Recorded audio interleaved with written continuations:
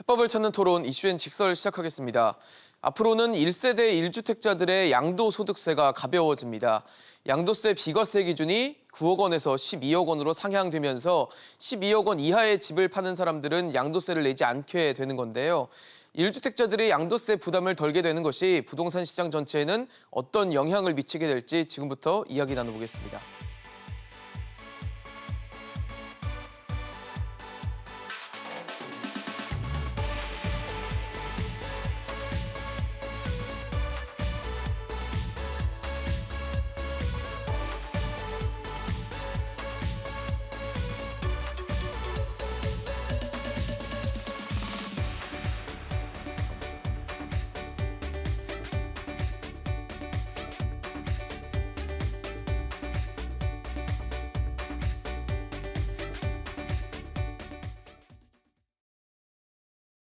네, 오늘 함께해 주실 세 분 소개하겠습니다. 한양대 도시공학과 이창무 교수, 창조도시경제연구소 이재문 소장, 도시화경제 송승현 대표 나오셨습니다. 어서 오십시오.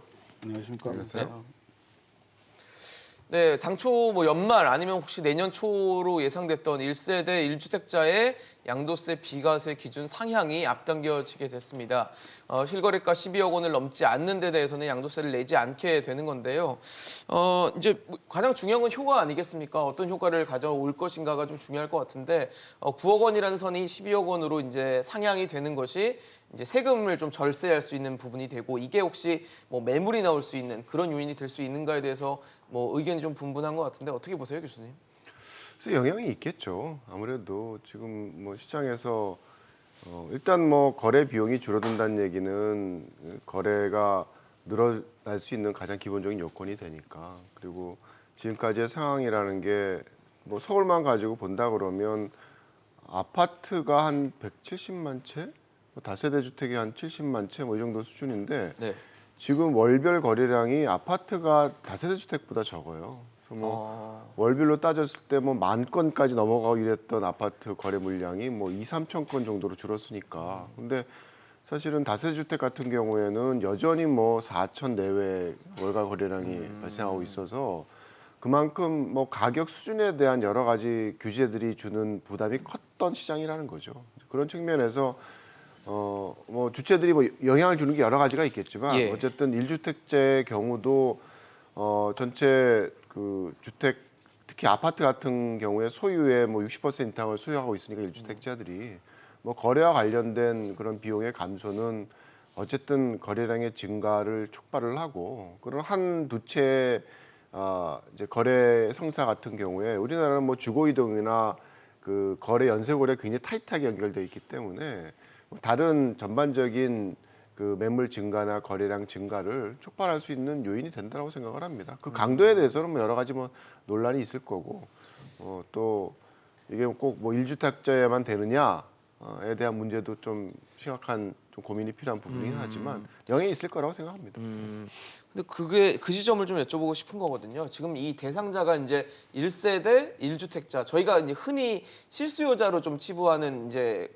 군에 지금 양도세가 부담이 좀 줄어드는 것이기 때문에 이분들이 만약에 집을 내놓는다라는 얘기는 갈아타기, 그러니까 다른 집으로 넘어가든지 아니면 무주택자가 되는 상황이 연출이 돼야지 이제 양도가 될 텐데. 그걸 이제 단편적으로 이렇게 단선적으로 보면 안 되고요. 네네. 그러니까 우리가 살아가면서 주택에 대한 소비를 계속 조정을 하거든요. 네네.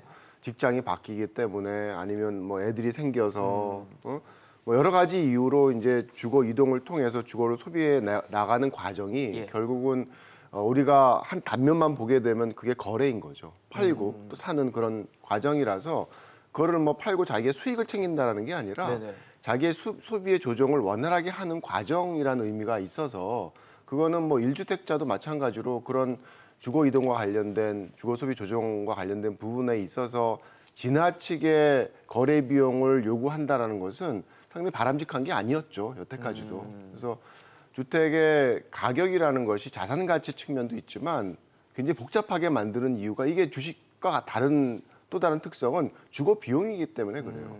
내가 5억짜리 아파트를 팔면은 거기서 몇 억을 띄워버리면 나는 4억짜리 아파트로 소비를 줄여서 가야 되는 거거든요. 그래서 다주택자도 마찬가지지만 1주택자도 거래 관련된 부분을 양도소득세로 징수를 하는 거는 굉장히 조심스러운 선택이었어야 되고 그게 뭐 고가 주택이라고 그런 상황들이 다른 건 아니었죠. 다만 이제 고가와 관련된 부분에 있어서 투기적인 행태에 대한 부분에 우려가 있기 때문에 좀 관리를 했던 부분인데 그거는 보유 기간과 관련된 이슈일 수가 있어서 좀 다른 방법으로 접근을 했었어야 되는 거지 가격 기준을 가지고 접근하는 거는 저는 바람직하지 않았다고 봅니다. 가격 기준으로 보는 것에 대해서 좀 비판적인 생각을 주셨습니다. 어떻게 보세요, 소장님? 예, 일단 뭐 갑작스럽게 양도세를 완화해 준다라는 부분이 조금 시기적으로 맞았나라는 조금 의문이 듭니다. 시기적으로요? 예, 대선이 이제 90일 정도밖에 남지 않은 상황에서 어떤 그 사전에 어떤 충분히 합의가 됐거나 어떠한 국민적 어떤 열망이나 이제 이런 것들이 반영됐다라기보다는 너무 좀 즉흥적으로 이루어진 어떤 그런 아쉬움이 좀 있고요. 그다음에 어쨌든 뭐 보유세와 거래세를 지난 4년 동안 계속 강화를 하다 보니 국민이 이제 상당히 부담을 많이 느낀 것도 사실이고 어떤 거래 매물이 어떤 장기 현상도 생겼고 또 이것이 어떤 부작용으로 인해서 가격 상승을 야기한 어떤 측면들도 분명히 있습니다.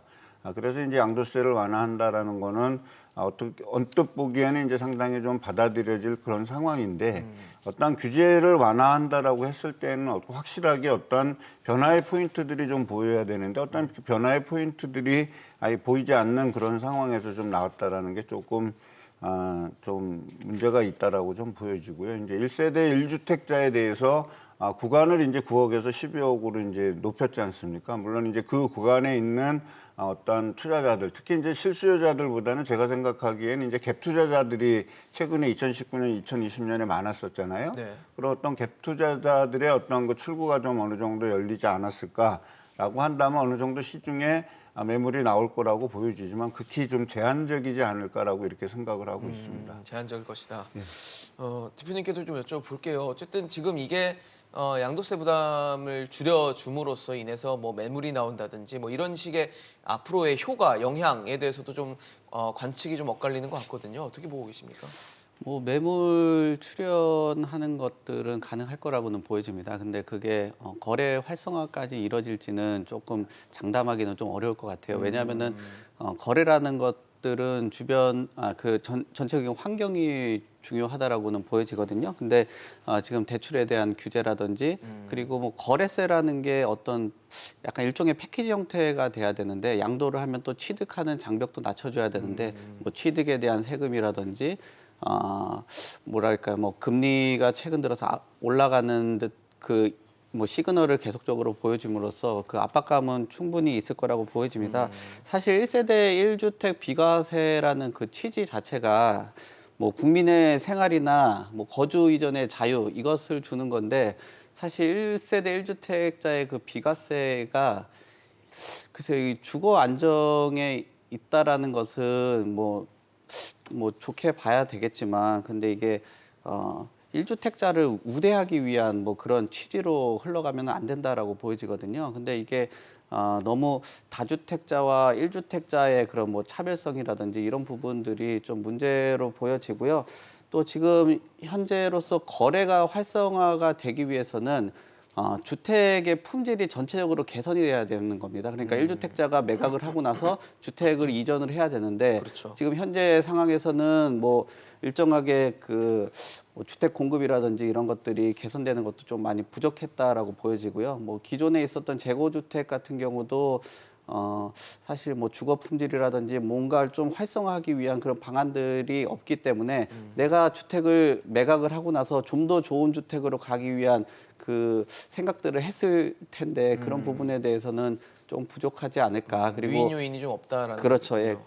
그리고 그 금액적인 부분에 대해서도 지금 좀 이런 것들을 생각을 해봐야 될 것 같아요. 예를 들면은 5억에서 12억으로 가면은 비과세를 받을 수 있는데 막상 뭐 8억에서 14억으로 갔다. 그러면은 오히려 차익 부분에서는 저가 주택을 매입을 해서 12억으로 간 사람들은 혜택을 꽤 많이 보는 거고 비싼 주택을 사서 양도 차익이 적었는데도 불구하고 그 금액적인 부분 같은 경우는 오히려 이분이 12억을 넘기 때문에 그렇죠. 또. 손해를 네. 보는 거죠. 그러니까 양도 차익 세금을. 부분에서도 오히려 전자로 해당이 되는 부분들이 이익 부분이 더 큰 거죠. 그러니까 이게 아까 교수님 말씀하시는 것처럼 이게 가격으로 가는 게 맞는 거냐. 그리고 또 특정하게 1주택자하고 2주택자하고 뭐 다주택자 이것을 좀 차별을 두는 게 맞는 거냐. 결국은 1세대 1주택자 그 비과세라는 것이 주거 이전의 자유라든지 뭐 주거 생활에 대한 안정의 취지에 있어야 되는 거지. 이게 뭐 특별한 혜택을 주기 위한 그런 방안으로 가서는 장기적으로 봤을 때는 좀 좋은 흐름으로 보기는 어렵다라고 생각이 듭니다. 지금 사실 최근에 뭐 집값이 워낙 많이 올랐다라는 것에 대해서는 뭐 주지를 하고 계실 거라고 보는데 실제로 숫자로 봐도 서울 아파트 평균 매매 가격 11월 기준으로 봤을 때 12억 3,700만 원 정도가 된다고 해요. 이게 KB 자료인데 한 시간을 한 4년 정도 전으로 돌려서 2017년으로 가보면 6억 5천만 원 정도의 매매 가격이었다고 하니까 뭐 한 4년 새 2배 가량이 된 거죠. 그러다 보니까 가격은 많이 뛰었고 이렇게 양도세 부담을 줄여주는 상황이 과연 매물이 나오게 하는 요인이 될 것인가에 대해서 회의적이라는 시선이 대출 규제가 워낙 강하게 들어가 있고 그러니까 새로 집을 구하는 것 자체가 너무나도 부담스러운 상황인데 과연 이게 거래로 이어질까에 대해서는 좀 회의적이지 않나라는 얘기가 있는 것 같거든요. 지금 주택 시장이 여러 방향에서 여러 수단으로 굉장히 옥죄어져 있어요. 네. 그러니까 뭐 대출 규제도 그렇고 지금 양도세 중과에 대한 부분도 그렇고 다주택자는. 그다음에 취득세도 마찬가지고 그렇죠. 여러 가지 금리는 것들이 오르고 지금 있고요, 또. 그 거래에 대한 부분을 굉장히 원활하지 못하게 만드는 그런 상황을 만들고 있어서 네네. 이 1주택자에 대한 양도세 그 비과세 기준을 12억으로 올린다라는 게 모든 걸 다 해결하지는 않겠죠. 그렇죠. 근데 그런 여러 가지 시장에 대한 규제를 풀어가는 어떻게 보면 첫 단추를 깨는 의미가 저는 있다라고 봐요. 그게 어떤 영향이 강도가 정말 커서 모든 문제를 해결하지 않겠지만 네네. 어떤 시장에서 그 발생하고 있는 거래 부족의 문제 거기에 따라서 내가 이사 가고 싶은데도 이사를 못 가는 그런 사람들이 살다 보면 계속 주거 이동에 대한 필요성이 생기거든요. 그렇죠. 근데 지금이 거래량이 줄고 전월세 시장도 마찬가지로 이동률이 낮다라는 얘기는 계속 그런 주거 이동에 대한 수요가 억제되어 있다라는 거예요. 그게 풀어서 해결이 돼야지 이 사회 전체는 사람의 만족도가 높아지고 효용이 높아지는 수준으로 변해가는 거거든요. 그게 그런 억제된 상황 속에서 뭔가 하나의 탈출구가 생기면 조금씩 풀려나가겠죠. 그래서 이게 뭐 1주택자에 대한 양도세 완화가 또 시작이 돼서 다주택자에 대한 부분도 해결이 되고 네. 취득세에 대한 부분도 원상태로 돌리고 조물세도 원상태로 가면 정상화된 시장으로 가는 거죠. 그러니까 그런 어떤 변화의 어떤 시작이라는 의미가 있어서 그거를 정말 이게 얼마나 영향이 클 거냐 작을 거냐에 대한 문제보다는 저한테는 그게 시작이다라는 의미로서 굉장히 중요한 선택이라고 이제 생각을 합니다. 네. 변화의 시작이다라는 표현을 주셨는데 그럼 변화의 시작이라는 거는 다음 변화가 또 연이어 나타날 수 있어야 뭔가 변화의 흐름이 이어질 것 같다는 생각은 드는데 사실 대출 규제 같은 경우도 지금 금융당국에서는 내년에는 더 강화할 것처럼 얘기를 하고 있고 뭐 차주별 DSR 적용하겠다 이런 식의 얘기를 하고 있고 금리는 이제 기준금리가 계속 올라가는 구조로 가기 때문에 이제 차주에 대한 어떤 이자 부담은 커질 수밖에 없는 상황이에요.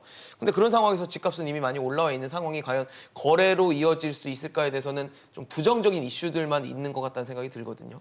저도 뭐 그 생각에 동의를 합니다. 일단 뭐 대출은 여전히 뭐 옥죄해질 것 같고 또 가계부채를 총량적으로 관리했을 때 2022년에 한 4%에서 5% 이내로 이제 가계부채를 총량적으로 관리하겠다 그러면 네. 사실 대출 규제를 이렇게 섣불리 풀기는 사실 쉽지 않은 이런 상황이죠.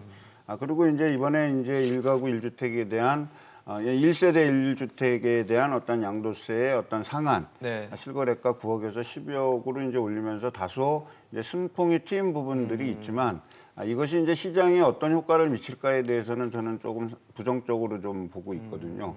과거에도 우리가 양도세를 2017년 이후부터 계속 양도세를 올리면서 어떤 징벌적 과세를 하겠다. 그다음에 양도세에 대한 조정 대상 지역의 10% 이상 이렇게 갖고 최근까지 오지 않았습니까? 네. 근데 중간중간에 이 양도세에 대한 과세를 유예해 줬죠. 유예를 해 주면서 집을 팔아라. 이렇게 돼서 이제 다주택자에 대한 어떤 유예 또는 이런 것들도 했었지만 실질적으로 그 효과는 그렇게 크지 않았다라는 게 어떻게 보면 시장의 어떤 평가잖아요.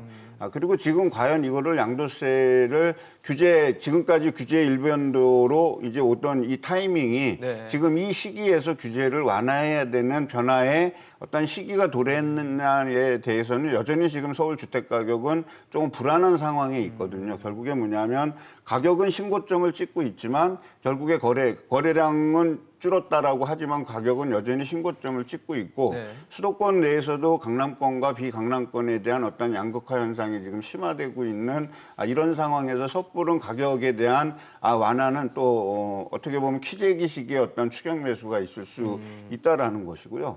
가장 이제 본질적인 문제는 아직까지 그런 변화의 기미가 확실하게 시장에 나타나지 않았음에도 불구하고 섣부른 규제 완화는 오히려 다주택자들이 매물을 내놓기보다는 매물을 회수하고 다시 이것이 매물 잠김 현상으로 만들어지면서 주택 가격이 오히려 상승할 수 있는 불안한 여지가 있을 만큼 우리 시장이 사실 안정돼 있지 않은 상황에서 이러한 그 양도세의 어떤 1세대 1주택자에 대한 어떤 규제 완화는 오히려 긍정적인 요인도 일부 있겠지만 오히려 이제 거래라든지 시중에 나오는 매물의 양이라든지 이런 거 놓고 봤을 때에는 애초부터 기대하기가 좀 어렵지 않나라는 생각이 들고요.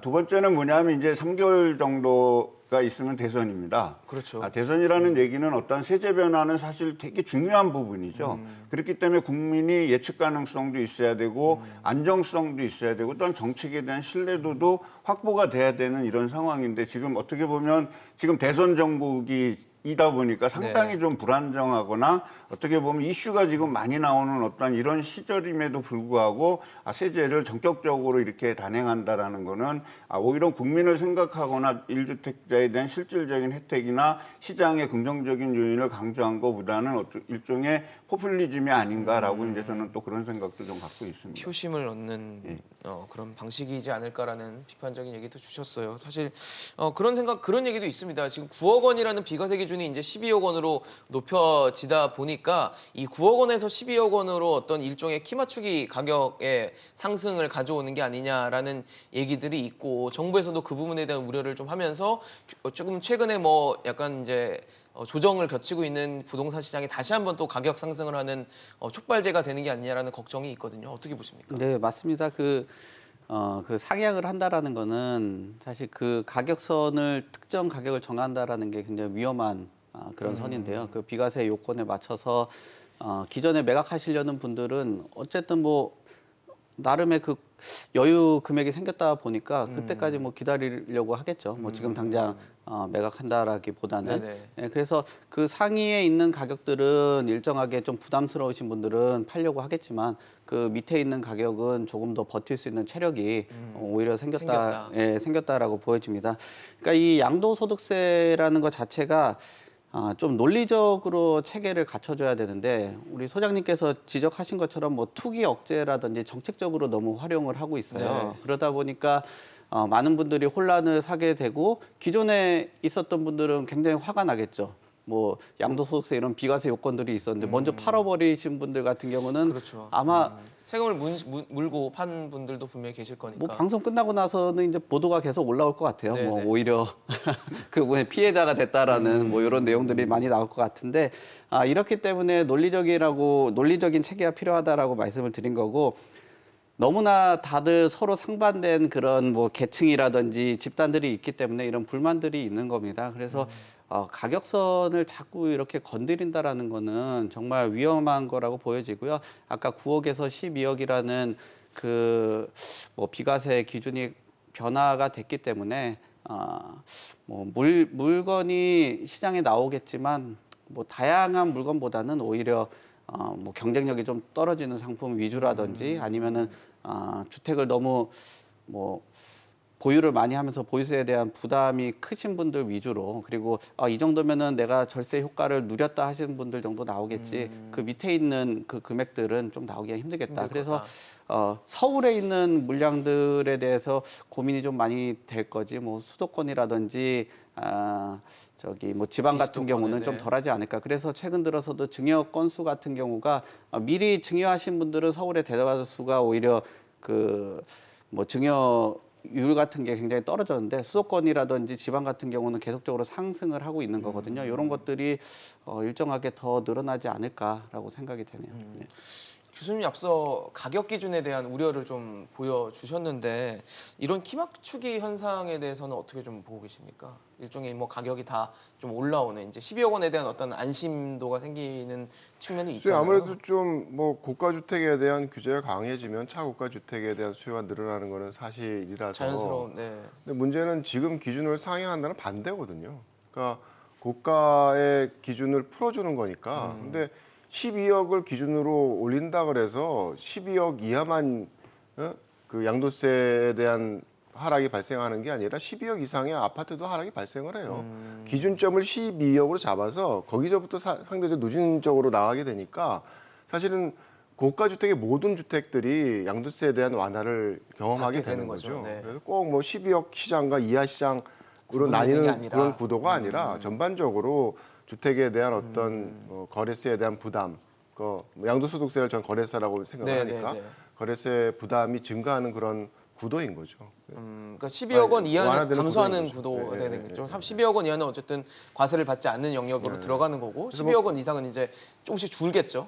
감세할 수 있는 부분이 생기는 거죠. 그래서 뭐 저는 뭐 12억이라는 걸 기준으로 해서 위아래 시장으로 키 맞추게 발생하는 거는 그렇게 뭐 큰 게 우려할 사항은 아니라고 생각을 합니다. 그럼 전체적인 가격 상승이 일어날 수도 있다고 보세요?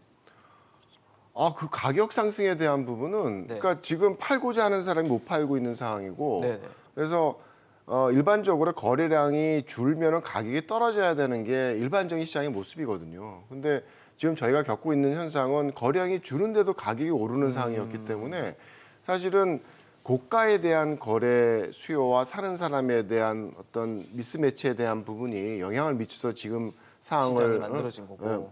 만들어 놓는 거라서 팔 수 있는 사람 늘려주는 상황이 된다라는 게 꼭 가격을 올린다라는 생각은 갖고 있지 않습니다. 그래서 늘어도 오르고 줄어도 오르지는 않았겠죠. 지금 상황에서 뭔가 반대 방향의 어떤 포스가 작동을 하겠죠. 그래서 저는 뭐 그렇게 여러 가지 많은 어떤 시장 정상화에 대한 길의 한 부분이기 때문에 네. 이걸로 아까 얘기했던 것처럼 모든 게 해결되는 게 아니라 다만 이게 거래에 대한 증가에 부분적으로 긍정적인 영향을 미칠 거라고 생각을 하고 그 긍정적인 영향이라는 게 결국은 그동안 눌려져 있던 사람들의 주거 이동에 대한 수요를 현실화함으로써 거래량이 줄면서도 가격이 오르는 현상을 반대 방향으로 만들어낼 수 있는 가능성이 저는 있다라고 봐요. 사실 지금 오늘 저희가 말씀드리고 있는 거는 이제 1세대 1주택자의 양도소득세인데 저희가 뭐 방송을 계속 진행을 하면서 말씀드렸던 부분은 사실 다주택자의 양도세 중과를 좀 낮춰줘야 되는 거 아니냐라는 얘기들을 좀 했었거든요. 그래서 이제 다주택자들이 매물을 좀 시장에 내놓음으로써 공급 효과를 좀 거둘 수 있는 방법을 고민해야 되는 게 아니냐라고 얘기를 했었는데 뭐 정치권에서도 이런 얘기가 나오지만 어쨌든 청와대 그리고 정부는 굉장히 분명하게 선을 좀 긋고 있는 것 같습니다. 이 부분에 대해서는 검토하고 있지도 않고 이 부분의 부작용이 더 크다고 본다라는 식의 발언들을 계속 하고 있어서 다주택자의 양도세 중과를 해소하는 완화하는 방안에 대해서는 좀 현실적으로 이루어질 것 같지 않다라는 생각이 드는데 어떻게 보십니까? 필요하다 보세요? 이번에 그 양도세 완화에 대해서 이제 정부와 국회가 이제 좀 대치되는 국면이 좀 빚어졌었죠. 네. 어쨌든 홍남기 부총리를 비롯한 정부에서는 양도세 완화는 안 된다. 시장에 좀 안 좋다라고 하지만 이제 국회는 입법권을 가지고 있기 때문에 이제 국회에서 추진을 한 거죠. 추진을 하다가 보니까 어느 것이 이제 시장에서 이제 맞는 것일까라고 정부는 지금 아니다라고 청와대하고 선을 걷지만 또 국회에서 추가적으로 또 상황에 봐서 또 이거를 입법화하게 된다라면 또 결국에 거기에 따라갈 수밖에 없는 현실적인 한계는 분명히 있다라고 좀 보여집니다. 근데 이제 과연 이제 다주택자들이 사실 많이 논란의 대상이 되다 보니까 다주택자들이 실제로 하고 있는 시장에 있어서의 긍정적 기능, 네. 이런 것들은 이제 싸그리 묻혀버리고 이제 거의 그 다주택자들이 이제 어떤 집값을 올린 어떤 주범 아닌 주범이 됐고 또 거기에서 이제 많은 사실 또 비난을 받아온 것도 사실이지 않습니까? 어쨌든 다주택자들도 임대주택이라든지 전셋집을 공급해준다라는 어떤 순기능을 갖고 있기 때문에 네. 그런 기능은 살려주고 그다음에 이제 세제에 대한 일관성이라든지 형평성은 저는 원칙 있게 좀 추진이 돼야 되는데 우리 시장은 최근뿐만이 아니고 각 역대 정부를 거쳐오면서 이 조세 정책이 부동산 가격을 억제하거나 시장을 억제하고 완화하는 어떠한 이런 정책의 수단으로 변질이 돼서 이렇게 현재까지 진행돼 왔기 때문에 사람들이 상당한 믿음을 갖고 있습니다. 그러니까 이번 정권이 이제 정권 말기가 됐고 이제 다음에 정권이 바뀌면 조세 정책과 부동산에 관련된 정책은 바뀔 거야. 그때까지 한번 내가 버텨봐야지라고 하는 이 수요가 그리고 이 심리가 현재 시장을 지배적으로 관망하고 장악해 하고 기다려야겠다. 있는 중이라면 지금 이 기다려보겠다. 정책이 어느 정도 완화가 됐다 하더라도 이거는 지켜보는 세력이 더 많은 거지. 여기에 내가 적극적으로 이거를 매물을 내놔서 내가 이거를 해야 되겠다라는 생각은 안 하는 거죠. 결국에 그런 생각이 본격적으로 바뀌려면 시장에서의 어떤 믿음이 이제는 진짜 주택 가격이 좀 떨어지겠다. 그리고 서울에서도 이 주택 가격을 방어하기가 어렵다라는 어떠한 이런 부분과 같이 병행이 돼야 되는데 네. 지금 아까도 말씀드렸듯이 그런 심리적인 요인과 정책적 요인과 입법적 요인이 지금 따로 놀고 있다라는 거죠. 그러니까 정책 효과를 기대하기가 어떤 쉽지 않은 상황에서 다주택자들에 대한 어떤 또 한시적인 유예라든지 이런 것들을 내놓게 된다면 정책은 또 왜곡될 수밖에 없죠. 오히려 단기적으로는 좀 억압돼 있는 모습을 보이겠지만 결국에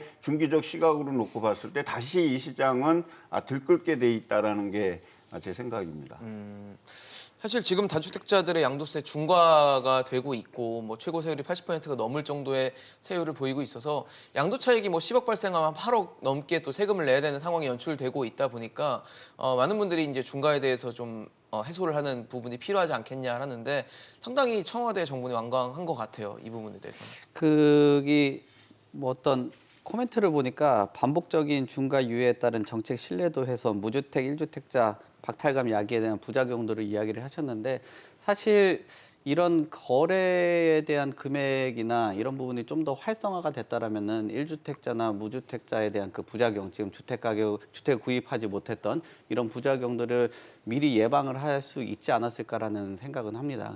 굉장히 좀 늦은 시기에 이런 것들이 논의가 되고 지금 빠르게 진행이 된다라고 보여지는데 뭐 사실 뭐 몇 개월 남지 않았기 때문에 그 남지 않은 시간을 가지고 어떤 변화를 준다라는 거는 상당히 부담감으로 작용을 하겠죠. 그래서 그런 큰 부담감을 갖지 않으려고 하고 뭐 다음 정부로 넘긴다라고는 보여지는데요.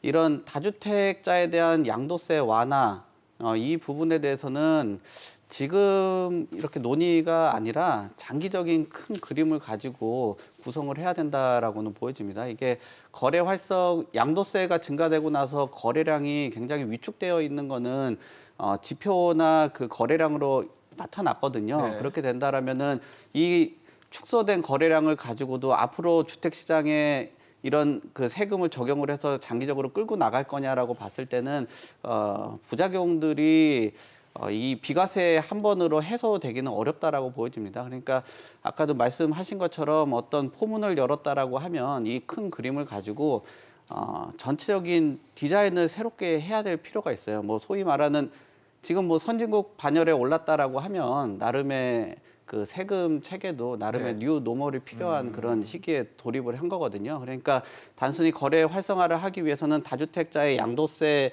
완화도 중요하겠지만 네. 뭐 전체적으로 봤을 때는 그 기반에 대한 그런 전체적인 환경 조성이 필요하다. 그러니까 세금 조세적인 부분뿐만 아니라 뭐 대출적인 부분 또 주거 이전을 할 수 있게끔 만들기 위해서 주거 품질을 상향을 한다든지 뭐 주변에 어떤 뭐 기반 시설이라든지 이런 것들이 확충이 돼야지 그래야지 사람들이 어떤 나름의 삶의 인센티브라고 생각하고 이전을 하는 거지 그냥 뭐 세금만 낮춰준다고 해서 꼭 가진 그렇죠. 않거든요. 뭐 하나 만져서 될 문제는 그렇죠. 아니니까요. 집값이 아무리 싸도 사람들이 이전 안 하는 지역들도 꽤 많잖아요. 결국은 이런 세금적인 부분이 전체적으로 변화가 돼야 되겠지만 그것만으로 생각하고 모든 것을 해결하겠다라는 생각보다는 뭐 전체적인 환경을 다듬을 필요가 있다. 그렇기 위해서는 이 세금부터 시작을 할 필요가 있다라고 생각이 됩니다. 교수님 그런 생각이 드는 거예요. 다주택자 입장이라면 집을 내놓을까 말까를 고민하다가 안 내놓을 것 같다는 생각이 들거든요. 양도세 부담이 너무 크고 지금 이제 정권이 바뀔지 안 바뀔지를 지금 아직 예상할 수 없는 상황이기 때문에 현재로서는 관망할 것 같고 그냥 묶어놓을 것 같다는 생각이 좀 들거든요. 그 상황이 많이 바뀌어진 게 이제 종부세에 대한 그 고지서가 전달이 되면서 네. 시장의 인식들이 많이 바뀌고 있는 것 같아요. 그래서 뭐 정부가 이제 원하는 것처럼 종부세 인상이라는 것은 어쨌든 재산세 인상은 가격을 내리는 방향으로 작동을 합니다. 기본적으로. 근데 그러지 못했죠. 시장에 이제 관련된 거래들이 원활하게 이루어지지 않기 때문에 그런 아까 얘기했던 그런 결과가 나온 거고 어제 종부세에 대한 부담을 느끼게 되면 다주택자들이 보유주택을 파는 게 바람직하냐는 또 다른 문제지만 그렇죠. 어쨌든 팔게 되는 요인이 지금 굉장히 강하게 있는 상황이죠. 갖고 있는 것 자체가 예, 부담이니까. 예, 갖고 있는 게 부담이니까. 그래서 결국 팔려고 하는 그런 욕구가 있는 상황에서 양도세에 대한 부담을 열어준다라는 얘기는 저는 거래가 늘어날 수 있는 그런 가능성이 있다라고 봐요. 근데 다만 이제 이런 그 다주택자 양도세 중과를 사실은 그 이전에 20%도 문제였는데 30%까지 올려버렸으니까 중과를 지금 뭐 75지만 지방세까지 82.5%라는 거 아니에요? 그러니까요. 네? 그러면 네. 지금 취득세 12%죠. 다주택자 내가 뭐 안정적으로 전세 임대를 한 뭐 몇 채를 한다 그러면 3주택자 이상이니까 그런 임대 사업을 하려고 그러면 일단 취득세를 12% 내야죠. 그렇죠. 그다음에 뭐 종부세나 재산세 또 요즘은 또 이 많이 나오는 게 이 종부세의 기준에 해당되는 금액을 넘어서면 또 지역 의료보험을 또 내야죠. 그것도 만만치 공시가격이 않더라고요. 오르면 또 같이 의료보험이 올라가고. 뭐 다 합쳐서 한 2%의 어떤 연간 그 비용을 가격에 대해서 낸다 그러면 10년을 보유하는 장기 임대 사업자를 가정을 했을 때 네네. 예? 그러면 12%에 2%에 10년이면 단순하게 계산해 시간의 가치는 생각 안 하고 네. 32%죠. 그럼 32%의 수익을 전세로 했을 때 월세를 안 받잖아요. 그럼 이 사람이 자본 차익을 통해서 32%의 수익률이 보장이 돼야지 드는 비용만 충당을 하는 거예요. 그렇죠, 수익을 챙기는 게 아니라. 기본적으로. 근데 32%의 자본 차익을 통해서 비용을 충당하는 구조를 만들어내는데 양도 차익에 대해서 82.5%를 과세를 하게 되면 가격이 얼마가 올라가야 되냐 하면 32%에 대해서 0.175를 나누면 거의 한 180, 190, 200%가 올라야 되는 거예요. 가격이. 네. 현실적이지 않는 얘기네요. 그럼 말이 안 되는 거예요. 네. 말이 안 되는 거. 근데 문제는 가격이 그렇게 오르면 보이스도 또 늘어나죠. 그러니까 그걸 뭐 이렇게 저렇게 계산을 하다 보면 무한대예요. 그러네요. 계속 늘어나야 되는 그러니까 상황. 지금의 스트럭처에서 전세라는 장기 임대를 하게 만드는 사항은 절대 불가능하다는 거예요. 그래서 제가 보는 이 취득세 12%에 그 종부세 6%에 그 양도세 82.5%의 전체적인 스트럭처는 절대 지속 가능하지 않아요. 그러니까 정부에서 아무리 내가 이렇게 유지를 할 거야 팔어라고 얘기해도 저는 절대 가능하지 않은 상황이 되는 거예요. 아, 그렇죠. 아니 실제로 그걸 끝까지 밀어붙여서 전세 임대하는 사람도 없고 임대사업자도 안 들어오고 그 임대사업하는 다주택도 팔게 만들면 지옥입니다. 지옥. 어느 나라에서 임대주택이 그렇게 줄어드는 상황이 안정적인 시장을 유지할 수가 그러게요. 있겠어요. 네. 지금은 그 710 대책의 숫자를 아무 생각 없이 만들어 선택을 해서 그 의미에 대한 부분 우리가 명확하게 판단을 못 하고 있어요. 근데 숫자 하나를 따져가지고 실질적인 의미를 따져보면 말이 안 되는 거예요. 말이 안 되는 거예요. 그래서 저는 이 상황은 지속 가능하지 않다고 보고요. 그다음에 일반 그 시민들이나 국민들이 언젠가는 이 시장에 대한 규제가 풀릴 수밖에 없다고 기대하는 거는 정상적인 기대라고 생각합니다. 그래서 그런 어떤 전반적인 구도를 봤을 때 최소한 지금의 정치적인 그런 욕구가 있는 시점에서 다주택자에 대한 양도세 완화를 시작하는 거는 저는 굉장히 필요한 시점이라고 생각을 해요. 필요한 어쨌든 시점이다. 법적으로 완전히 풀어낼 수는 없지만 항상 규제가 완화되는 그런 과정을 보게 되면 한시적인 완화를 하다가 그게 시장에 어느 정도 가능성이 있는지, 있으면 네. 바꾸거든요. 그래서 저는 아까도 1주택자에 대한 부분도 그렇지만 다주택자에 대한 부분도 이왕 뭐 대선을 통해서 정치적 욕구가 생겨서 시작하는 거죠. 뭐. 그걸 뭐 다음 정부에 넘기게 되면 정말 그 기간 동안 우리나라의 임대주택 시장이 망가지는 그런 기간을 길게 하는 거기 때문에 그 아픔은 더 큽니다. 그렇죠. 부동산 시장을 왜곡하고 망가뜨릴 수 있다라는 걱정을 하게 제가 되는 것 그 같고. 관련돼서 세미나 발표 자료도 준비하면서 숫자를 뭐 계산을 하고 뭐 컬럼도 준비를 하면서 생각나는 단어가 아까도 얘기했지만 지옥이에요, 지옥. 지옥. 정말 이 시스템을 그대로 유지하면 우리나라 주택시장 지옥이 됩니다. 그래서 그 숫자에 대한 의미를 곰곰이 한번 따져볼 필요가 정말 있어요. 그렇습니다. 지금 사실 뭐 이 부동산 정책이 뭐 현 정부에서 굉장히 많이 나왔고 그러면서 하나하나를 좀 단계적으로 바꿔 나가는 측면들이 있다 보니까 지금 기준들이 막 정말 난립니다. 예, 지금 저희가 말하고 있는 양도세 비과세 기준은 12억 원이라는 숫자를 달고 있고요. 고가주택 이제 그 종부세를 납부하는 기준은 11억 원. 예. 그리고 저희가 대출을 받지 못하는 그 숫자는 또 15억 원. 또 그거는 또 어느 거는 실거래가, 어떤 거는 공시가격. 그러니까 숫자도 다르고 기준도 다르고 지금 이러다 보니까 과연 이거를 일반적인 국민들이 얼마나 잘 알고 정확하게 접근할 수 있을까에 대해서는 사실 저도 이렇게 주택과 관련된 부동산과 관련된 방송을 많이 하지만 저도 헷갈리거든요. 그러니까 저도 헷갈립니다. 네, 너무 복잡해요. 근데 그럼 왜 어떻게 저렇게 알겠습니까? 했는지 네. 좀 이해가 안 가는 측면도 많지만 현행 법령상 뭐 저렇게 만들어져 있으니 뭐 그 기원을 찾아가서 어떻게 할 수는 없고 자꾸 이제 알아서 현행 공부해라 뭐 법에 이런 걸까요? 맞춰가서 이렇게 할 수밖에 없는데 왜 이렇게 가격을 복잡하게 나눴고 그다음에 이제 이렇게 되는 건 우리가 앞으로 좀 개선돼야 될 사항이라고 좀 보여지고요. 아까 또 교수님 말씀하신 대로 지옥이라는 그 부분에 저도 절대적으로 공감을 하거든요. 그래서 보유세와 어떠한 거래세를 두 개 다 옥죄는 거는 사실 좋은 방식이 아닌데 그렇게 왔기 때문에 필연적으로 어느 시기가 되게 되면 보유세나 거래세, 특히 이제 지금은 보유세가 강화되는 추세다 보니까 네. 거래세를 이제 대폭적으로 낮춰야 되는 어떤 그런 시기가 어느 정도 이제 임박하지 않았나 이런 생각은 좀 하고 있습니다. 근데 이제 가격의 이제 문제라든지 이제 이런 부분들을 우리가 놓고 봤을 때 주택 가격이 아직까지 여전히 혼조세를 보이고 있고 제일 중요한 거는 지금 어떠한 정책을 발표하더라도 많은 이 정책의 요소들이 신뢰성을 잃었다라는 거죠. 국민의 신뢰를 잃었기 때문에 네. 이 신뢰가 잃은 상태에서 점점 부담이 가중되고 또 이것이 혜택인지 독인지 약이 됐는지도 정확하게 지금 판단을 하는 그 기준조차도 지금 잃어버린 어떻게 보면 시장의 어떤 혼조세가 지금까지 유지되고 있다라는 거거든요. 좀 이런 것들만 좀 제법 걷어내도 상당히 되는데 이것이 조금 예측 가능성을 담보하기에는 너무 즉흥적으로 이루어지고 있다라는 게 제 못내 아쉬운 부분 중에 하나죠. 네. 이게 뭐 개선이 돼야 되는데 좀 지나면 또 좀 더 대선 정국은 점점 더 점입가경으로 들어갈 것이고 거기에 나오는 또 어떤 표심을 얻기 위한 또 개선이 있을까? 전 제일 두려운 부분이 그런 부분이거든요. 제발 이 조세 정책만큼은 국민의 실질적인 생활하고 직접적으로 연관돼 있는 거거든요. 인기에 그렇기 영합해서는 안 때문에 되는 부분이죠. 예측 가능해야 되고 투명해야 되고 그다음에 원칙이 섰다라면 그 원칙을 밀어붙이는 일관성이 있어야 되는데 네. 이렇게 되면 너무 일관성이 없다라는 거죠. 이거는 결국에 정부의 불신, 정책의 불신으로 이어진다라면 우리가 어떤 좋은 정책을 피더라도 기대 효과보다는 나쁜 효과가 더 커질 수 있기 때문에 이런 부분들이 좀 가만히 됐으면 좋겠습니다. 네.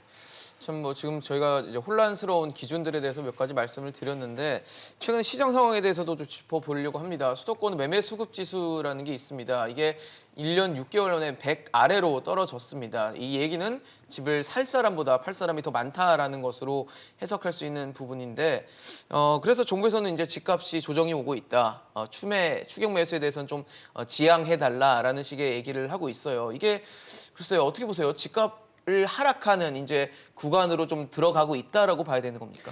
뭐 추이로 보면은 충분히 가능성은 있다라고는 보여집니다. 근데 소장님께서 말씀하신 것처럼 이게 주택 시장의 불안정성이라고 보면은 네. 기본적으로 이제 재정이라든지 금융이나 또 정책상의 이제 빈번한 변화 이런 것들이 예측을 불가능하게 만드는 거거든요. 네. 최근 들어서 이런 추이들을 가져왔지만 또 전체적으로 뭐 정책의 변화나 이런 것들이 또 있다라고 하면 그것을 벗어나는 또 그림이 나올 수가 있다라고는 보여집니다. 지금 전체적인 저 그래프의 그림으로 보면은 대부분 저희도 지금 토론을 하고 있겠지만 뭐 집값에 대한 고점이라든지 이런 것들은 상당 부분 인지를 하고 있는 것도 사실이거든요. 거기에다가 금리 인상에 대한 그 압박들 뭐 이런 것들이 있다라고 하면은 또 최근 들어서 종부세를 비롯해서 이 보유에 대한 이런 것들이 있고 또 나름의 양도소득세를 열어놨기 때문에 또 일정하게 크진 않아도 적은 그 테러를 열어놨기 때문에 팔려고 하는 사람들은 상당 부분 증가를 할 수 있을 거라고 보여져요. 근데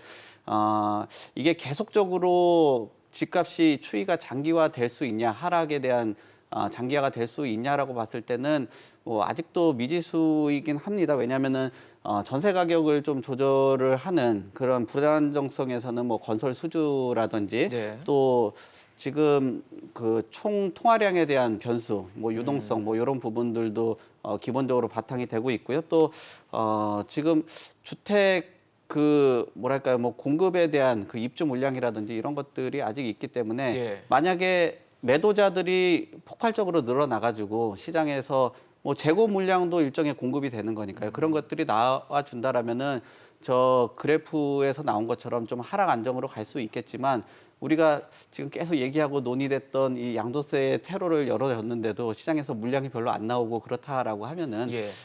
다시 또 반등할 수도 있을 것으로도 다시. 보여집니다. 하지만 지금 상황에서는 많은 사람들이 집값에 대한 피로감들은 상당 부분 누적되어 그렇죠. 있는 거라고 굉장히 오랫동안 했기 판단이 때문에. 되고 있습니다. 교수님 어떻게 보세요? 저게 좀 추세적인 하락이 될 거라고 보세요? 아니면 뭐 잠시 일어난 일시적인 현상이라고 좀 보십니까?